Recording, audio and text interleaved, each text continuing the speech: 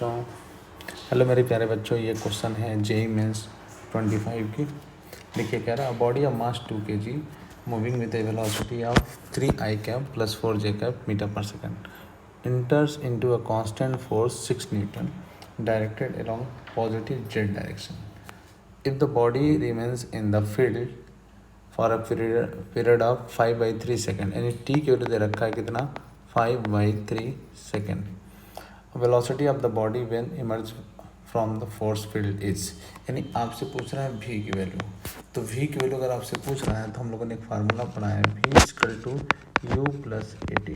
अब सबको vector form में लिख दीजिए, काम बन जाएगा आपका। u की वैल्यू दे रखा है कितना, u की वैल्यू दे रखा है 3 I cap plus 4 J cap. अगर मैं ए टी की वैल्यू निकाल लूँ तो हमारा काम बन जाएगा। देखिए फोर्स की वैल्यू होती है m इंटू ए, तो ए की वैल्यू कितनी हो जाएगी फोर्स बाई एम। फोर्स की वैल्यू दे रखा है 6 न्यूटन, मास की वैल्यू दे रखा है 2 kg, यानी कितना आया 3। अब किस डायरेक्शन में है, डायरेक्शन है के, यानी जेड एक्सिस। तो हम लिख सकते हैं ए की वैल्यू कितनी 3 K कैप।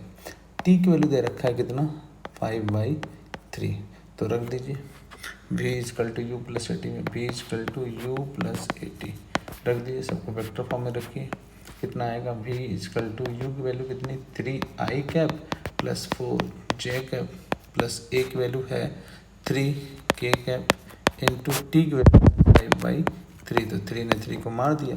तो फाइनल v की जो वैल्यू आई वो कितनी आई, वो आई 3 I cap plus 4 J cap plus 5 K cap. ये हमारा हो गया आंसर। आंसर कौन सा सही होगा 3 I cap plus 4 J cap plus 5 K cap.